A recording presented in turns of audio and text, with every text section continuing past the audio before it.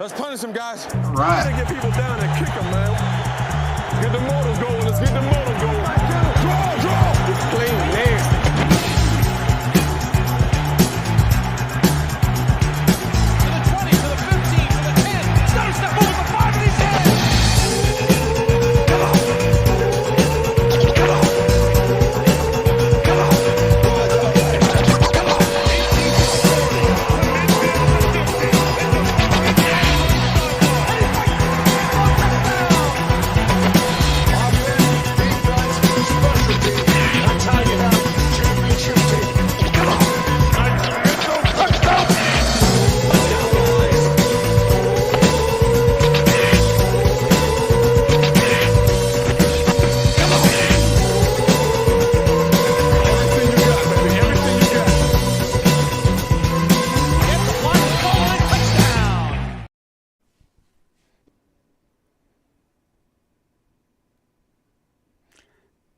Nice intro. I like it. Yeah, nice intro, but what's going on with my laptop, man? It's been acting weird. But hey, what's up, everybody? The Round Check is back with another episode, and we got 2 new members of the crew.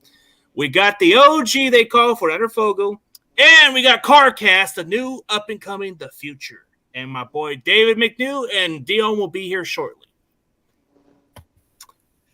What's up, everyone? How's everyone doing today?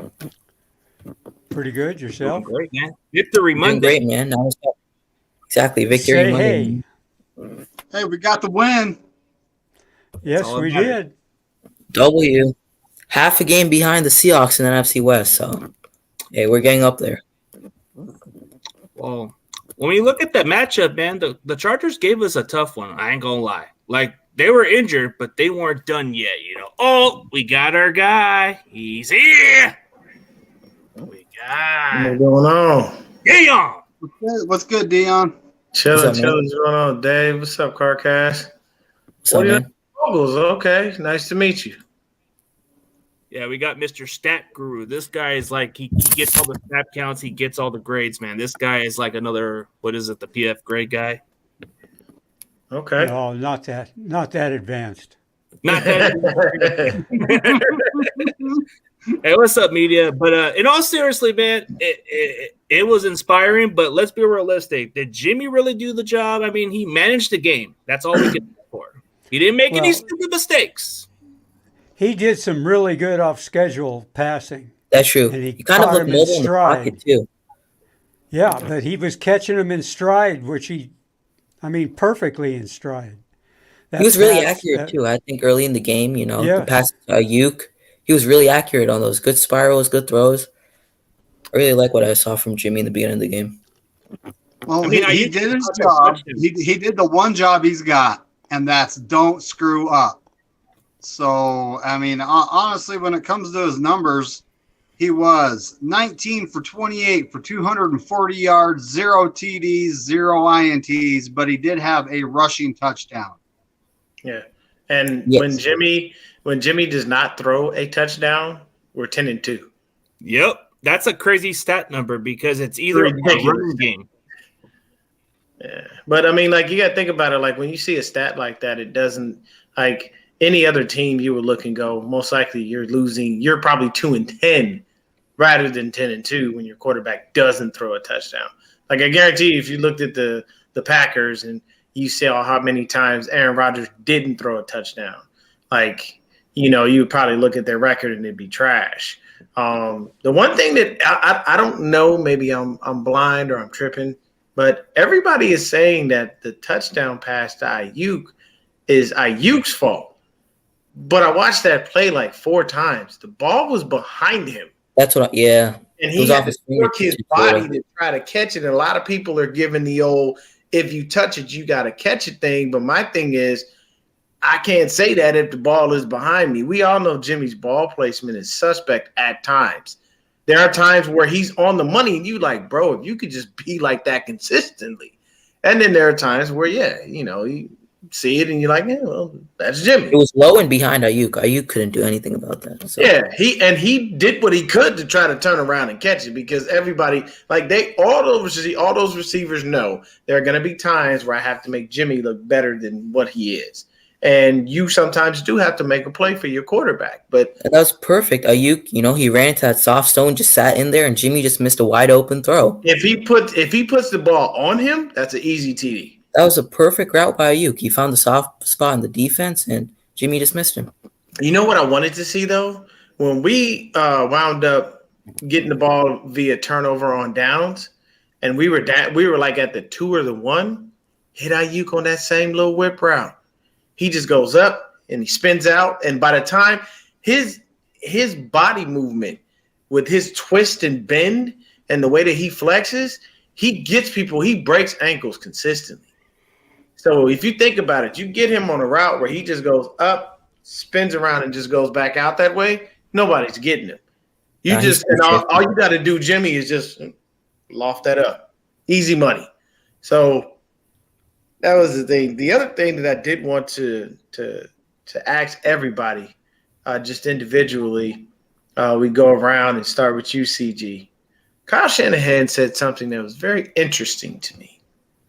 And I don't find this to be a trait of his, so it was very curious for me to hear him say that. He said he would like to blow teams out. But I see a lot of conservative Kyle 90% of the time.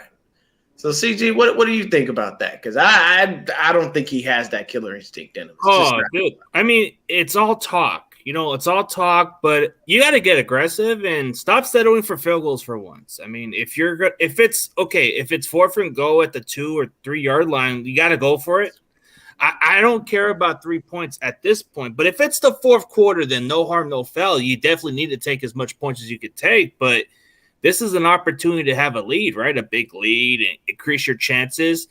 But lucky for us, the Chargers weren't even at their full health with the receivers because you know what happened when we played the other team, the Chiefs, man. You can't kick field goals and expect to play a close game with this team.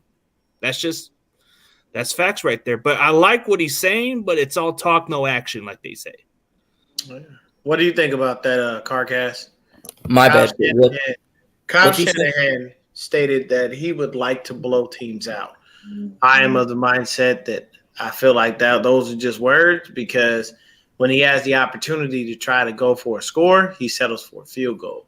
So how do you feel about that comment, him saying he wants to blow teams out?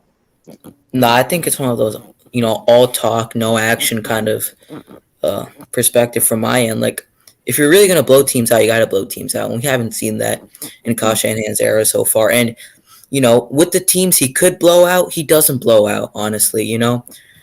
There were so many opportunities in this game where we could have gone down the field and scored, and we just didn't do that, and he always settles for field goals. He's such a conservative coach. He's not aggressive. There's a couple of games this year that we could have, that came down to the wire and that we could have blown out, specific teams. I'm trying to think of a couple games, but, the Broncos, that game shouldn't have been that close or that low scoring. Broncos are not a good team. Russell Wilson, they're not gelling together. So that's one. And there's been plenty and handful of games where just Kyle Shanahan, if he's really gonna say that, you gotta live up to that, right? You gotta live up to your words, and he doesn't do that. So I think it's just all talk. If you're really gonna do that, show us that you're capable of that, and it's just not all talk. So all right, 49ers Fogies, what do you think about that? Fogies. I apologize, sir. Okay, well, he didn't say he wanted to do it or he was going to do it. He said he'd like to do it. And the time to blow a team out is you got to start in the first quarter. Mm-hmm. You can't wait till late in the game to blow them out. And that's the way things have been rolling this year quite a bit. They're just the opposite of what they were last year. Last year they'd come out and run up some pretty good scores early and then do nothing in the second half. I prefer to see it doing a lot in the second half and winning the game. But yeah, I think he'd still like to do it. That doesn't mean he's going to do it. Gotcha. Completely understand that there. What you think, Dave? I think his play calling does not match what he's saying. Number one, and there was a 4th and 1 yesterday that I was looking at like, I don't care where it's at. Why aren't we going for this? You know, our run game's working. These guys are the last run defense in the league. Why aren't we going for this? He doesn't have that killer instinct, that killer mentality, Kyle, and that's what I would love to see this. I would love to see us blow people out, so I could just kick back and enjoy the game instead of biting my nails, going, okay, what's Jimmy gonna do now? Yeah. I completely agree with you, man. So, OG, what's good with you, man? Good to see you, brother. Hey, good to see you. Oh, hold on. Can you guys see me? Yeah, we can see you. Yeah.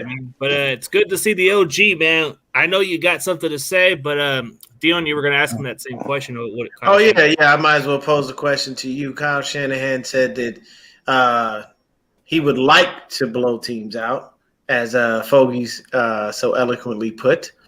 But I'm wondering how you feel about those comments, because we all kind of are pretty much in unison in the fact that he's, you know, conservative Kyle, so to speak. So how do you feel about that?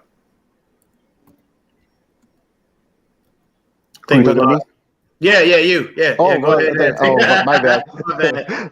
Yeah. My bad. No. Overall, I think I'm not gonna take Kyle Shanahan's word seriously. You guys are right. He's way too conservative. He's too predictable.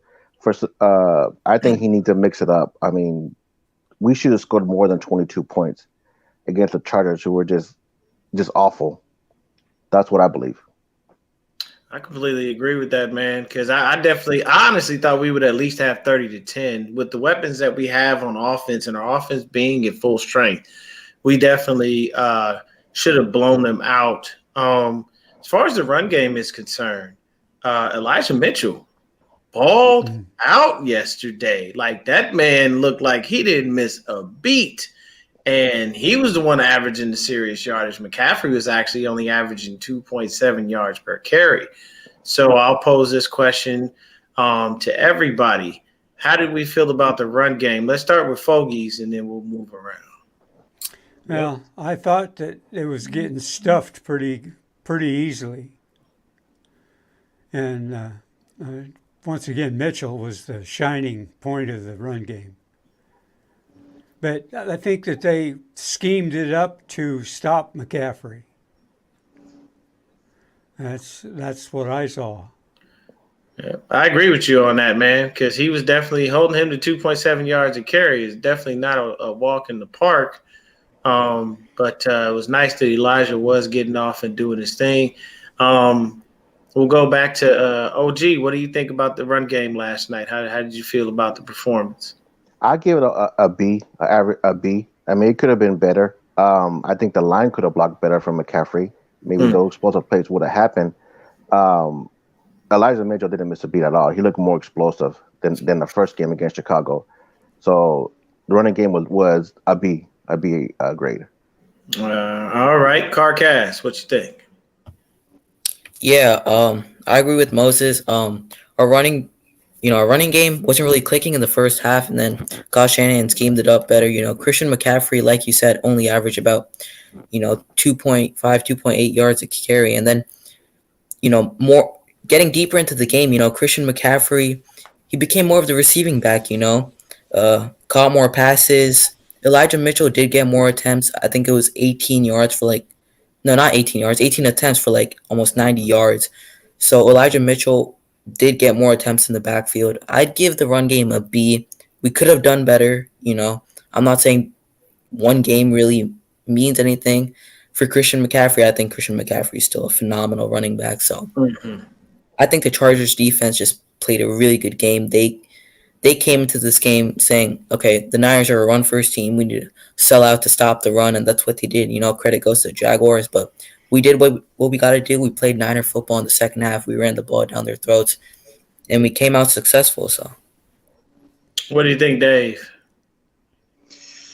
I also give it a B, but when it comes to McCaffrey and 2.7 yards a carry during the game, I'm honestly thinking the longer he's in this offense, the more he's going to learn. I mean, Mitchell already knows the offense. He knows to hit that sliver and squeeze his way out of there. Mm-hmm. So, you know, the more time McCaffrey spends, the better he's going to get. And, I mean, as we go, our team gets stronger over the course of the season. And this next game, who do we got? We got the Aints, don't we? No, the Cardinals. The Cardinals. The Cardinals. In Mexico City. Desert Redbirds. Oh, it's another home game, you know, all those Niner fans. In Mexico. Yeah. So, well, what kills me is the only reason I'm mad that this game is in Mexico City is because typically that's the game that's here, and I would have gone. I definitely would have been at that game, laughing and having a good time, but I ain't going all the way down to Mexico City. yeah, but who's going to be the starting QB? I'd honestly, considering what happened last year, and since Hey, rather than Kyler. Damn. Tyler's in the concussion protocol. I don't know. Yeah, but so in all seriously about the running game, like you guys said, it's definitely a B. We could have at least got to 200 yards, man. Come on, Yeah. like the Atlanta Falcons got to that mark, and we could even do that. But on the bright side, we did run the ball over 30 times, and usually when we run the ball 30 plus times, we have a better chance of winning games. And, Yep. and the other part is like Dion said, Jimmy G didn't fuck it up. Yeah, And that's all we ask, man. And yes, look, Crazy Juice, I'm going to address this. And we all know CG has been blocked by Brendan. He's been blocked on Twitter. He put it up there, is out there. Let me say this. Jake Brendel has had the same penalty in, I believe, almost every game. And Fogies, if you got that stat, correct me if I'm wrong. He has had illegal man downfield every single game, if I'm not mistaken. He always gets that penalty. Or It's close like- to it. Close to it, right? Exactly. Okay, Yeah. so that's what I was thinking. I was thinking it was either every game or at least he's missed maybe one or two where he hasn't had that penalty. Why can't he stay? You are an offensive lineman. You are too damn big to be running all the way down the damn field. You don't want to do that.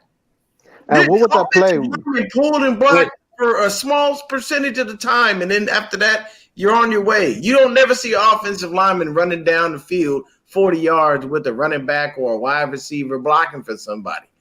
And it's Was that supposed to be a screenplay or was that not a screenplay? I don't remember what it was, but I just know that same penalty, illegal man downfield, it gets called on Jake Brendel a lot. Oh yeah, a lot. I don't know why he can't figure out to stay his ass back there with the line. yeah. Why he's 50 yards down the field. You are not an eligible receiver, sir. You're hiking. CG, what's up with your boy, CG? Oh, speaking of the RPO, okay, so I seen one of the penalties from Burford. He did get caught up on that play. This time it wasn't Brendo. They did actually, the referee mistaked him at 64 running down the field. Oh, so it was Burford. Yeah, but this was the only time I target and criticize him for this one, but because he kind of messed up a little of his assignments, but you expect more better from a rookie. But he made a Jake Brendel move, which is going downfield. Come on, man. Yeah, you just got to be better about that. And I mean, if it was Burford, it was Burford. But you know, I'm going to be honest with you. The play of Banks and Burford this year has been phenomenal. Banks has looked. Hey, look, we almost all but don't miss Lake and Tomlinson to an extent. And then Word of him. yeah, this guy. and the thing, But he was good. The thing I liked about Lake was great. I'm not saying he wasn't. I'm just saying like. With what we have currently, we're not missing a step. Like I honestly thought it was going to be a real arduous task for us throughout the year watching, Aaron Banks, but it's not. He looks great. And even Burford, even with them rotating him in and out with Daniel Brunskill here and there, I love it because he still is playing and he's playing very well. And what this does is it allows us to be able to use Brunskill as a Swiss Army knife if we need him to play any other position. To be honest with you, I really would love to see Dan at right tackle because Mike McGlinchey out there just getting bullied and punked by every damn body. Oh my Y'all God! see how Khalil Mack bull rushed him into Jimmy He Garoppolo? bull rushed him once, and on the second Yeah. play, he did the same thing and almost got a sack. Hey, did you see that one play by McGlinchey when he was trying to hug Khalil Mack like this? Yeah, yeah. It's just, for me, my biggest issue is you too damn big for you to be getting punked like that by somebody that much smaller than you. Most of these, there's been several times where this dude has been double somebody's size and still got. Apparently, he put weight in the offseason. No, he didn't. And can someone tell me why McGlinchey gets so many chances? You know the crazy thing about it for me with Mike is, and this goes back to Kyle. It drives me insane how he can openly malign certain players. The certain players they can do no wrong. He never says anything to Jimmy or about Jimmy. He always gives him a pass. He's always quiet about it, and he coddles him consistently. And I'm thinking to myself, from what I hear about you as a coach, when you're on the field, you're a tyrant. But then again, you look at it and he is his father's child. He doesn't give credit when you do something great. Like, you rarely see him, being that rah-rah kind of guy for his players. It's just not who he is, and I think he saw that from his dad. His dad was never one to give you credit. It's like, oh, man, I just ran for a 90-yard touchdown. That's cute. Do it again. Like, okay, you're not going to acknowledge that I just did that. You just, okay, So I don't know. I feel like he's very selective. He definitely does have a doghouse, even though people don't like to admit it, because it's crap when certain players just can't get no burn, and certain players are consistently out there and they screw up on a regular basis, but you say nothing to them. You don't publicize your disdain for their play or anything. You just act like it's bypassed. Like, if someone were to ask him about Mike, I'm sure he would praise him. But you maligned Debo openly. You maligned Ayuk openly. You destroyed Dante Pettis after you finally figured out that he wasn't going to be nothing. Like, you went after so many different players, but Mike McGlinchey has inconsistent pass protection on a consistent basis, and Jimmy Garoppolo has his flaws and his faults, but neither one of those dudes ever get any kind of flack from him. He never says anything open. He's just quiet about it. He's very calm, and it's like, I get that Jimmy's your starting QB, but at the end of the day, Bill Belichick ain't never give Tom Brady no slack. He'll rip him just like he'd rip a rookie. Yep. So it's just a little frustrating with that. According to the Niners, they don't have faith in anyone else. They think Mike McGlinchey's the answer at right tackle. He's a veteran. It's just what the Niners do. Nothing new. We love injured players. Oh, yeah. If you've torn an ACL once or twice, come on down. But McGlinchey has proven to be a liability when it comes to pass blocking. Like, we need somebody who can pass block consistently well. I mean, I get that he's a great run blocker, but what else, man? We need something. That's only one half. Like, why not Alfredo Gutierrez? Well, that's not one the half of the Shanahan entire system. process. The Niners don't understand that. It's like, I don't know. Why not Alfredo Gutierrez? What were you saying, Fogies? Well, in the Shanahan system, it's not a half. True. It's about a third. Yeah. Yeah, that's true. Because he does like to run way more than he likes to pass. But see, this guy right here, he's put CMC at right tackle. Yeah. You want to talk about Jimmy G get blown up? He get destroyed. Oh my God! They would just load the box to the right. They would. Trent Williams will become irrelevant. No, but I think Charlie Warner's a better blocker than freaking McGlinchey, if I'm being honest. And Charlie Warner's an underrated blocker as a tight end, to be honest. Well, see, here's the thing. And now that we say Warner's name, it's what's curious to me is, remember that Carolina game? Why was Charlie Warner out there to catch that pass? Why wasn't Kittle out there to catch that pass? Why wasn't Ross Dwelly out there to catch that pass? Because if that was either one of them, that beautiful pass that Jimmy threw, which is very rare, would have been caught. But you can't count on Charlie Warner's a blocker. He doesn't pass catch. Yeah. It's just not who the But- guy is. That's right. But if it would have been Dwelly, he wouldn't have been that open True. because they know. Yep. You got me on that one. You know, I mean, you got to look at both sides of that. Yeah. McKivitz is a better pass blocker than McGlinchey, but Oh, yeah, he's McKivitz- not McKivitz even can close to being as good a run blocker. Yeah, and that's the weird part. So McKivitz played left tackle and right tackle. I believe it was Virginia West Tech, Virginia. right? West Or Virginia. West Virginia. Yeah, West Virginia. I knew there was a Virginia in there. I just didn't remember which one. But he did play, all over the line. So if you think about it, man, because I don't know what they're doing with Mike. I think isn't this his last year under Yeah, contract? last year of his contract. Yes. Yeah, and I don't Yeah. think we've talked to him about money or anything. And I'm tell you right now, if there's one person they lowball and I'm not about to be mad about it, it's going to be Mike McGlinchey. I'm not going to be very. Yeah, I upset. Yeah, I mean, think it's last year. It's last year. I just hope we develop a tackle. I'm hoping that if we keep Brunskill, let's just put him at tackle for once.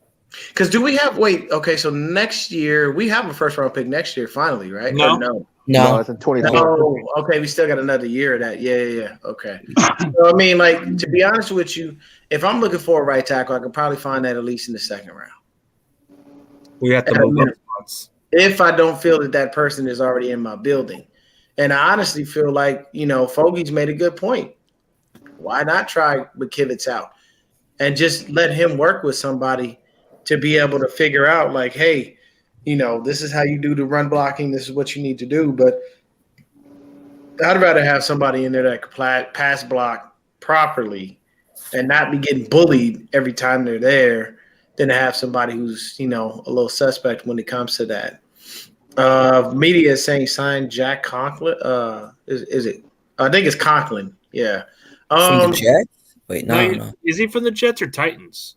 That's a tight end for the Jets. Conklin, whatever his first name No, is. there's a different. I don't know who Copeland is. I've never heard of this guy. I thought Conklin because I know there is a Jack Conklin, but I don't know who this is. The only Conklin I know is a tight end on the Jets. I don't know. Right? That's a tight end, but there's a tackle from the Titans. I think he's a Conk? Is he like a rookie? I don't know. On the free agent market, there's always a solid tackle. Yeah. He's not great, and they're not going to cost us a lot of money. There's always someone better than McGlinchey when it comes to pass. it's not going to be that big of a deal. It's going to be like He's on the Titans. contract. Jack Conklin. Okay, so I knew Nate the Robinson, we name. can get him. Well, overall, I just the offense did okay. I'll give him a B plus. But the one critique I have about the 49er offense, one, to be more execute better, and please find some way to handle that zero blitz better. That's all I added. Handle that zero blitz. I agree. Brunskill did it once. Yeah, he did it once. That's true. Well, Trent Williams, I mean, we don't have to give Trent Williams love. He already knows he's a beast.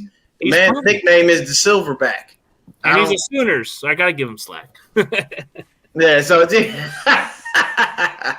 Oh yeah, he's on the Browns. That's the one that. Wait, isn't he cut by? I don't know if he was cut by the Browns. He was a former. Wait, let me see. He was a tackle from the Titans. yeah. I don't know. I'm not really. Oh, sure. he's on the Browns now. He was a former Tennessee Titan. Like, he Oh, was okay. their starting tackle, and he was a pretty capable starter. When I checked him up from Michigan State, that was the tackle they were talking about. He was a prospect. I was very high on at one point. Pretty sure he's a veteran, so No, I actually wanted him as my draft pick a while back because I liked his skill set. He was a really good blocker. He can do both of everything. He was a capable starter, but that was another guy. But then there's Taylor Lewan that I like also, but Titans got him. No, man, Lawan. I don't think they're gonna give him up, man. No. I'm just talking about like perspective. Like I I like think their best offensive line player, offensive line player right his now. athleticism was outstanding. It checked the boxes and all that. But then if They we look- might cut this Jack Conklin guy if we can get him, on a low ball offer and pick him up. he's good, dude. Like I like his traits. He's a lot better than McGlinchey. Like a lot under better. the radar kind of signing. He could really step up and really play well for us. So I'll be fine with that. You know So- what? It's a line we should keep an eye on. Like if it comes down to it, I know there's going to be one available that I'm pretty high on, but I don't know In the if draft or like free agency? I don't know if the Raiders re-signed Colton Miller, but that dude's You guys think we should pick up Sue? No, not for me. he 35 years old. I don't know. Oh, thoughts on Obi? Sheldon Richardson, 31 years old, and he's available. Oh, we I should would mess with Richardson before I mess with Sue. And the only reason being is because Sue's been out of football for a while, man. Like your Yeah, body he's had some got to off the field kind of issues too. It's been really messing up his play. So I understand. you've got to build that football callus.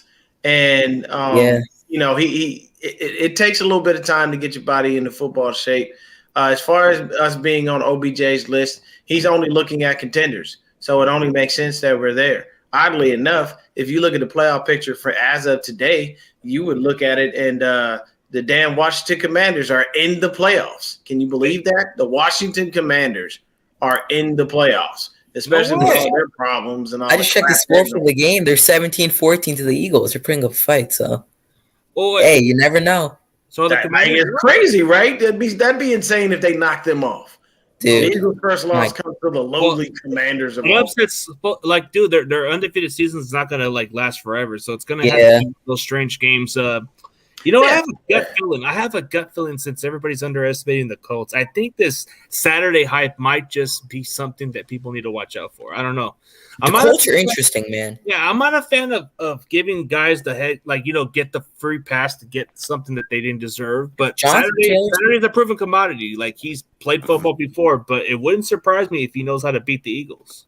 Plus, he has ties to that organization. That's where he played. He protected Peyton Manning for all those years, so it only makes sense that they went with him, like, to be and you know what killed me was you go in and magically who's back starting? Matt Ryan. Why? Because you trust your vet more than you trust that young rook out there. You know, I think it was just a head coach issue, to be honest. I think they had to get Jeff Saturday in, you know, and right when they got him, you know, it was like a game time decision to bench Sam Ehlinger and put in Matt Ryan. So I don't really think it was the quarterback. I think it was just a head coach issue for the Colts. I don't really think it was their team, honestly. I think they just needed a new coach, you know, kind of needed a restart. So, well, yeah, I mean, the Lions have been killing me because I do my game picks every week. Yeah. And for weeks on end, they screwed me. I would pick them and they would lose. And now they just want to magically go on a damn 2-game winning streak. Really, Detroit? Really? They won 2 of their division games. like I'm like, come on, man. You beat, I gotta say, people have been saying that they were going to beat the Packers. Definitely. People have been saying Colts are tanking, man. Hey, they're going to be interesting, man. Looking ahead of the season, Jonathan Taylor plays like this. He's back to form now. Like Jonathan. Yeah, Taylor. if he plays like this, man, my God, this is going to be a tough team to stop. Might be a little team to watch in the AFC to sneak into the playoffs. But what did you think necessary? What did you guys think about the play of the defense? Let's go with CG. What did you think, man? The play of our defense? Yeah. It's solid. Like, you know, we had a slow start in the first half, but we made the adjustments. So I'm going to go between a B- because we could have did a little bit better. Why I think we could have did a little more better? Because we kind of left a lot of opportunities and we kept letting these guys move. But, you know, we started to finish games and that's what matters. But I think it'll get better down the stretch. And I think that's what the problem is we're relying too much on our players, and it could have been a lot better. I know the Dre Greenlaw type of play was undisciplined in some ways, but it was a little costly at that point. Yeah. And you got to be more disciplined. You got to play better defense, and the penalties are killers. I'm not going to blame Dre Greenlaw for that because Justin Herbert was a defenseless runner. No, but I don't blame him. I'm just saying, like, on that play alone, yeah, it's understunderable. That should have not been an ejection. That's at least a warning. He should have not ejected, but still. Never. I didn't want that to be an ejection at all, and I found that was just way over the top. And the one thing that they're not taking into mind, and somebody said, I think, it's David Lombardi. He tweeted out that basically, you know, New York, the people in New York were saying even if it wasn't a quarterback, they would have called that. They would have said the same thing. That's a crock of shit. So it's really any helmet contact is. Well, Derwin James got away with that helmet on IU. No, IU crumbled because of it.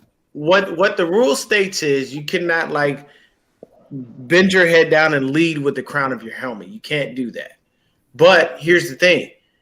What they don't account for is the momentum of your body. Sometimes you're running and you can't stop yourself from hitting someone or trying to you can do everything you can to avoid someone and still touch them.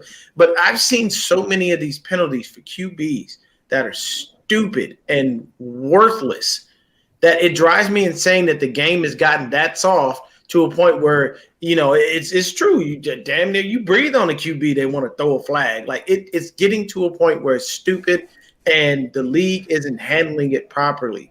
Instead of them thinking, and they're gonna throw player safety. Let me explain something to you. Justin Herbert got up and was moving perfectly fine. Wasn't nothing wrong with him. And the thing is it's not intentional. Like you can tell, okay, perfect example. Vontaze Burfict, years ago when he took out Antonio Brown, that was intentional. He didn't give a shit. Perfectly. He wanted to try to literally take that man's head off. Because he was the best player. Like Greenlaw, that's incidental. It's not purposely done. So, I mean, if you want to give him a penalty, whatever, it's fine. It's helmet to helmet. Go right ahead. I guess it is what it is. I'm trying to remember the exact play. It was like Fred Warner, he was tackling him by his leg. And then there was someone else coming from the other side, and it was Greenlaw coming from the other side. There's two guys. Jimmy Ward hit him. Yeah, and then they really truthfully do not account for the momentum of your body. My thing is, look at it like this. We got next gen stats with AWS, right?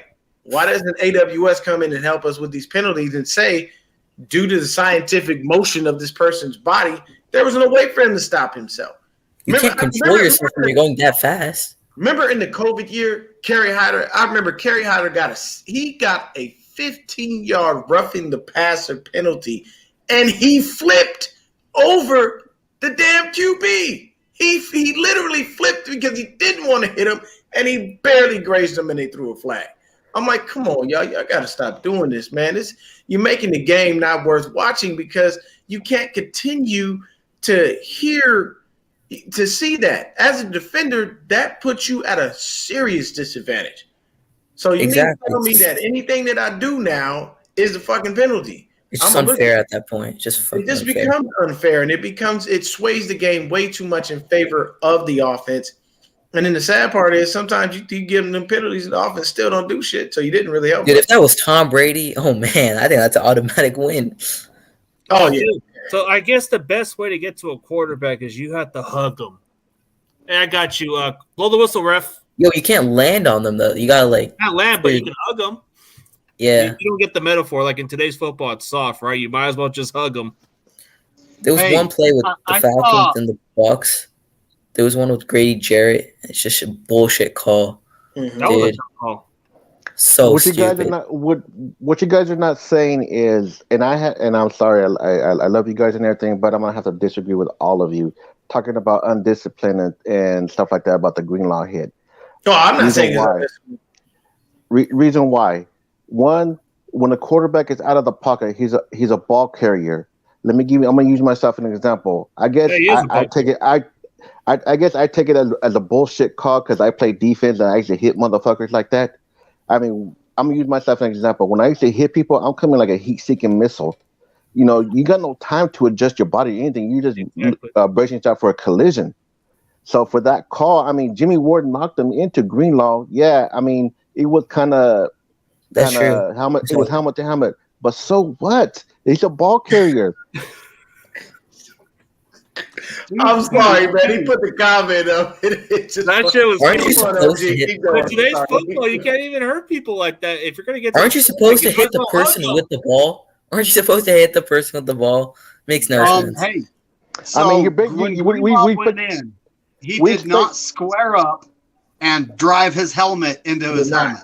It wasn't like a perfect hit. Was it? It went from the side. Herbert slid forward into his helmet. He should not have got rejected for that. I honestly believe that they should have gave him a warning, but he should not have got ejected for that. I mean, if it's their penalty, okay, no big deal, but ejected was uncalled for, man. It just wasn't right. If you I watch mean, the I- film, we expect The rules we expect crown and Greenlaw to helmet. Is he just we ejected? expect from the game, or we what is it? expect Greenlaw to do is play patty cake with Herbert. I mean, come on now. Yeah, they do expect him to play patty cake. Fogies, what were you going to say, sir? no, it was obvious from the film that Greenlaw was leading with his shoulder. Yes. Yeah, he Yeah. was. You could But they see call the it was, helmet. and it just happened to hit the helmet. So that's still a penalty, but it's not an ejection. Yeah. I think it was an accidental hit. Maybe it was just accidental because he was trying to get to the shoulder and it just went towards the helmet instead. I don't know. Man. It just me. I play defense. I used to hit fools like that. So I mean, maybe it's just me. Yeah, but you got to remember, OG, when we was playing football, bro, we didn't have these cupcake rules, man. Yeah, We I could agree. kill each other on the football. You could literally almost all but take a dude's head off physically from his body and throw it back at him, and he'd have to put it back on, put a couple stitches like Frankenstein and get back on the field. Like there was no chill in that, so to speak. Fogies, how long you been a Niner fan, sir? Oh, since Beathard was the quarterback is all. Okay, cool.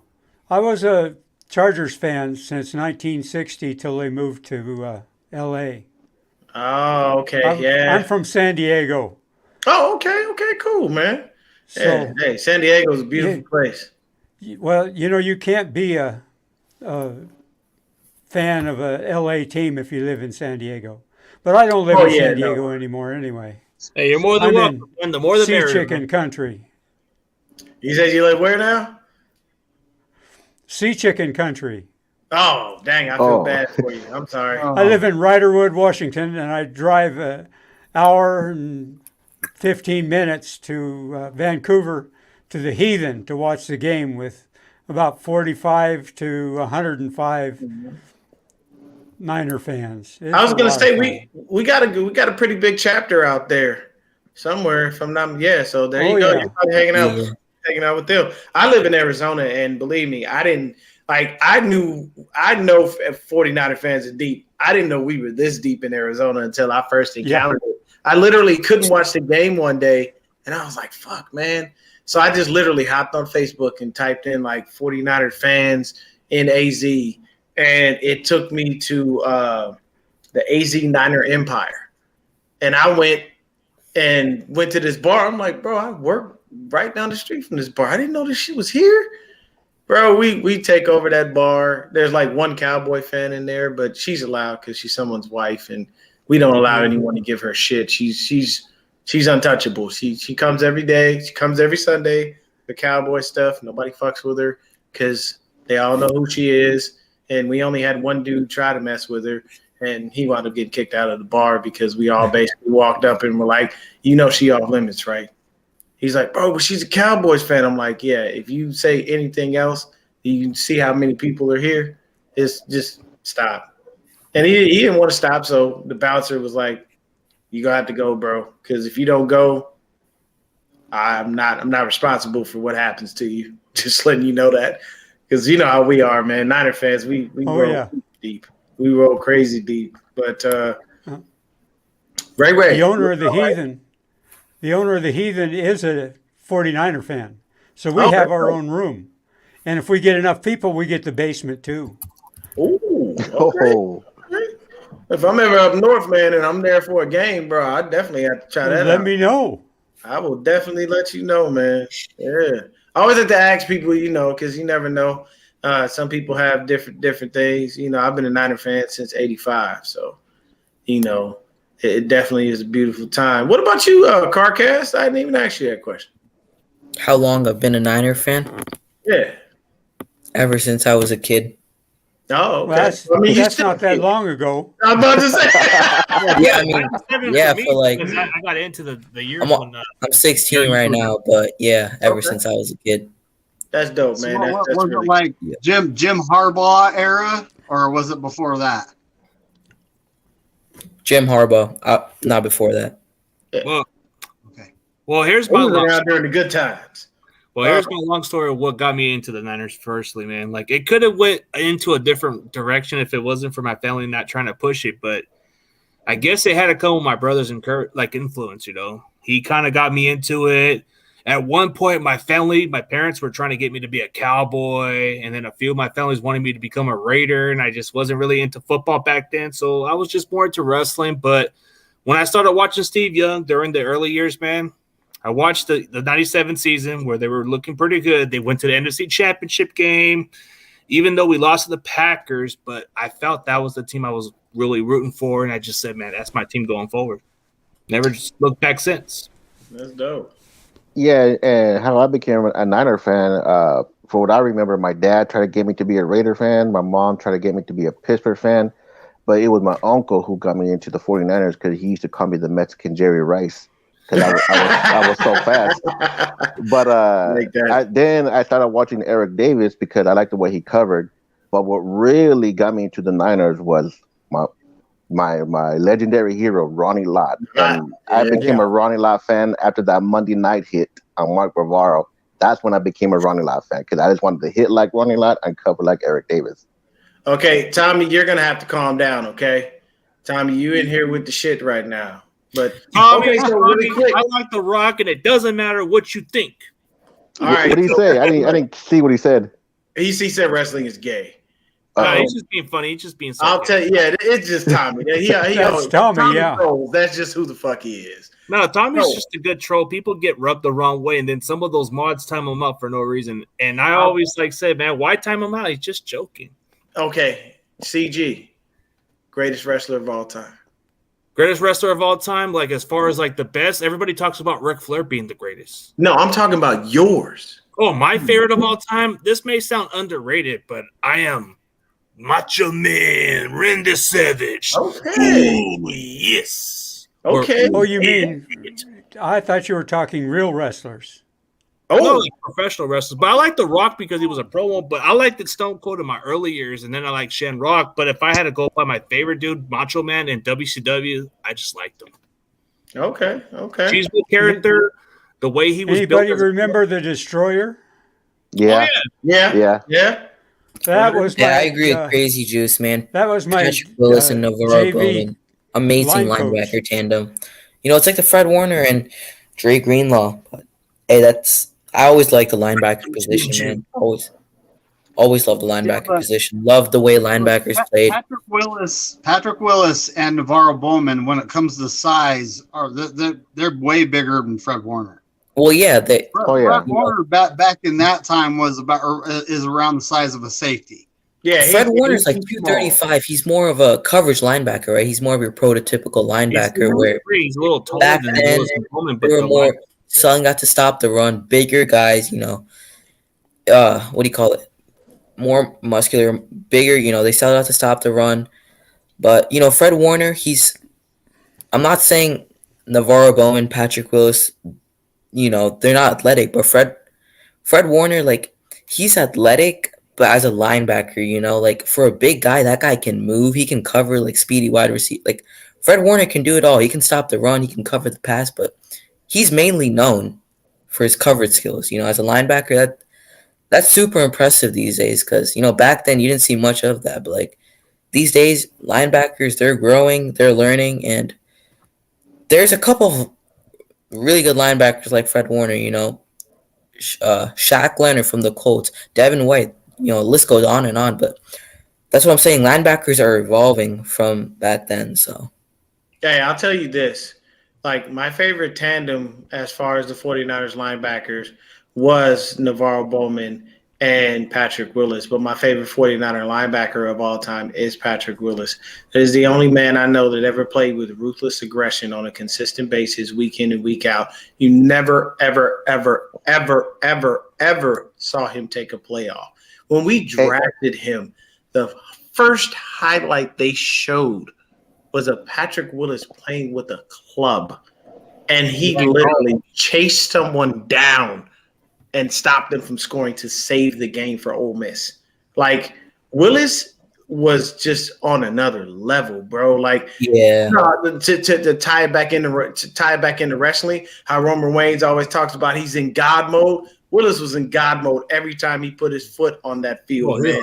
Like, Dude, that dude's scary coming down. I never, and my thing is, I wouldn't like if I'm a running back, I'm making a business decision. If I see him coming my way, I am going out of bounds. I want no parts of that. Dude, Willis just had that 4.3 speed and just 6'1", 240-pound shizzle, dude. This guy, if everybody was talking about Debo, he was actually the Debo of the reality, man. You didn't want to get near him. You would just back away and say, hell no. Except on the defense, exactly. The defense knocked I you would be out. kind of stupid saying that one of my favorite linebacker, which personally mine is Fred Warner, but I would be kind of stupid not saying it's Patrick Willis. Like CG said, like I didn't, I wasn't too much into football back then. I was actually more into soccer, and then I really was getting into football as I grew older and learned the game, learned the rules and everything like that. But Fred Warner, man, this guy brings so much energy. He has such a positive attitude. He gets the defense going every single game, and he might not be the Patrick Willis, and he might never will, right? He might never live up to that standard, but we don't know. But one thing I'll say for you real quick, and you can finish your point. You can never hold him. He can never be Patrick Willis because the rules are different. Yeah. Willis wouldn't survive in today's NFL. They'd be penalizing him every 5 minutes. Just like Drake Greenlaw got. When he hit, Willis was trying to take the soul out of your body, okay? Like at the end of the day, we all know that. Hey, Dion. That's the guy. Hey, Dion, CG, Hoagie, I'm going to kick it up a notch. I like all our linebackers from the past, but the one that always been a fan of was Keena Turner. Keena was a monster. He was a beast. Keena was, man. Those names sometimes wind up getting lost in translation, but Keena Turner was definitely he was a bad man when he was on that field, baby. He definitely was. Man, he was a brutal hitter. I don't know who was a more brutal hitter, Ronnie Lott or Keena Turner, but they were both tell you brutal. right now, bro. Lott. I don't care what nobody says. That's our hardest hitter of all time. Yeah. That man played with reckless abandon. And I mean, just as I said, Patrick Willis wanted to snatch your soul. I'm 100% sure that Ronnie Lott has a bottle in his house in a glass case with 1 million souls in it that he done snatched over the years of just destroying people flat out on that field. Like it's almost unfair when you see somebody like that, man, because when you play with that type of ruthless aggression and you don't have all these rules making it cupcake and making it easy for the offense and all that stuff, it works out better. But me personally, man, I have always did this comment right here definitely speaks to me. I don't wear other teams' jerseys. I refuse to enter into bets that make me wear your team stuff. I don't do anything like that. Like literally, if I literally won a Trevor Lawrence jersey and I still have it, but I won it because I just entered into a random contest and I didn't know what I was entering into. I just entered and they were like, "Hey, you won," and I was like, "What'd I get?" They were like, "A Trevor Lawrence jersey." I'm like, I don't want to put on a jersey for Sunshine from Remember the Titans. So I mean, I have it. It's nice, but Oh my God, Alden. All I ever wanted was for him to stay away from that fucking bottle. If he could have got away from alcohol, man. When you have Trent Williams and Joe Staley say that you were the most annoying player to go against, that says something. Because both of those are Hall of Fame left tackles. Let's just keep it a buck. Yeah. I know, but you know which one player that people don't talk about, and he's the most underrated player during our time during the Harbaugh era. People forget about Ahmad Brooks, man. That dude was. He was, man. He was. I remember when he. Remember the Cowboy? Ooh, Justin Smith. Oh, Justin Smith was a different people, man. That guy, you had a double block him. My favorite play for him was the bull rush of Jermon Bushrod. He bull rushed him right back into breeze, reached over him, grabbed him, and was like, "Get your ass on the ground." Smith and having Justin and Alden on the edge in that 3-4. Oh, And Ahmad Brooks going in there too, man. Oh, dude, Ahmad Brooks is on a mission, bro. He was going to hit you. Hey, everybody. So this coming Monday, we know we got the Cardinals coming up. What's one of the things you're going to be looking out for? I know for me, who starts, whether it's Kyler Murray or whether it's Kyler Murray, and I'm praying to God it's Kyler Murray because I don't want after like you said earlier after the way Colt McCoy did us. I'm good. The D-Hop surprisingly cooked Ramsey, so hey, we'll see how D-Hop does. But I mean, it's D-Hop though. DeAndre Hopkins Colt McCoy is throwing accurate passes to him. I mean, you don't need to throw accurate passes to D-Hop. And Dion, you know where I'm going with this. The one player I'm going to keep an eye on that's going to tell me a lot is Lenore going up against Hopkins. That's going to tell me a lot. Yeah. The other dude is Rondale Moore, the speedster in the slot. He's a sleeper yet. I need to keep an eye on him. Yeah, Rondale Moore is their Debo. They use him in every way they can think of. End arounds, gadget plays, tunnel screens, everything. Definitely like their slot receiver they use in different packages, but they got this one other sleeper besides that. Like besides AJ Green, they got this other guy named Greg Dortch, whatever the hell his name is. Oh yeah. My boy AZ plays special teams too. But my boy Mike keeps hyping about this guy, this Dortch guy. Man, I ain't worried about a tight end from the Cardinals unless his last name is Ertz. He's out for the season, so I don't know he's out. So he's done for the season with a knee injury. I didn't know that. Damn, that sucks. But you know what sucks about it is no Buda Baker for that game. Hey, CG, Dion, everybody. Sorry to cut this short because my dad keeps calling me, so I gotta see what he wants. No, it's all good. So I'm gonna bounce out and I'll see you guys. I'll see you guys not this Monday. Yeah, next week. Oh yeah. Probably be on Tuesday because Monday night we all gonna be watching the game. Yeah, all right, definitely. Man. I guess we're guys. Hey, Hoagie, it's good to meet you, Hoagie. Same here. It's good to meet everybody else. I didn't know, but hey, I guess you can't go wrong with a team that leaves San Diego, man. It's all good to join the other California team for once, man. It's never too late. I understand Fogies because there were a lot of Charger fans that were really upset when they left San Diego. Like it was not it was frowned upon in very, very many ways. A lot of guys burned their jerseys. Mm-hmm. I hate when people do that, man. Yeah, I still have my signed Lance Allworth jersey. You don't burn that. Oh Lord. That's messed up, bro. Lance Allworth is like the legend of San Diego, man. Like he was their best receiver during that time. Yeah, no, my one of my best friends, man. He is a diehard Charger fan. He's been a Charger fan since I've known him, and he's still got a Junior Seau jersey, and that damn thing has all but disappeared. And I mean, when they played anything they did, he'd be like, whenever we even played like just backyard football or football in the street, he had his Seau jersey on. Like he is definitely a true diehard Charger fan. He didn't leave him when they went to LA. It actually kind of worked out for him because he lives in LA, so it gives him a chance to be able to go to SoFi every now and then. Quick thing to bring up, the Arizona defense that we're going to be playing Monday night. I don't know if you guys saw, but did you guys see the Buda Baker speech in the locker room after? Yeah, he wants to win. You can tell. Yeah, he win. And did you guys see the press conference of Derek Carr when he lost, bro? That is a real quarterback. When they're losing, I feel like the NFL has to have more of those players that Jimmy Garoppolo show that sympathy for once instead of smiling. I want to see somebody who wants to win. Easy. Slow down here. You're asking more of Jimmy than he gives. We only need him to do what he needs to do, not screw the games up. Don't ask him to start being a real quarterback. I know a couple weeks ago he randomly took responsibility for playing like trash, but that's a one-off. We don't expect that from him every week.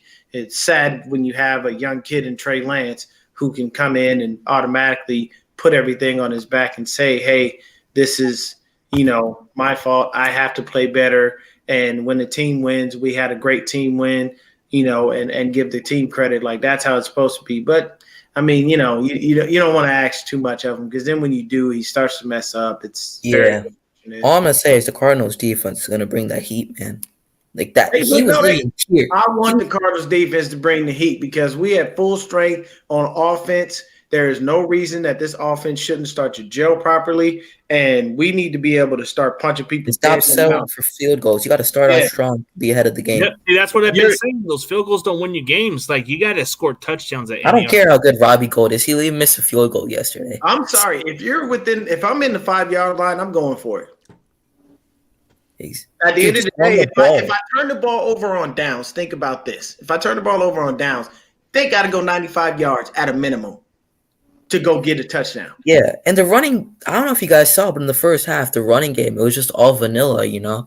We're just Very. running up the middle. Like, it was so predictable. And then Kyle Shanahan opened the playbook more. We got McCaffrey out the backfield running routes. You know, we did more of the outside zone instead of just running it up the gut every single play for like 2 yards per pop, you know? And, you know, we got to do more of the motion in the backfield to get defenses on their heels, which we did change in the second half, so which is a good thing. So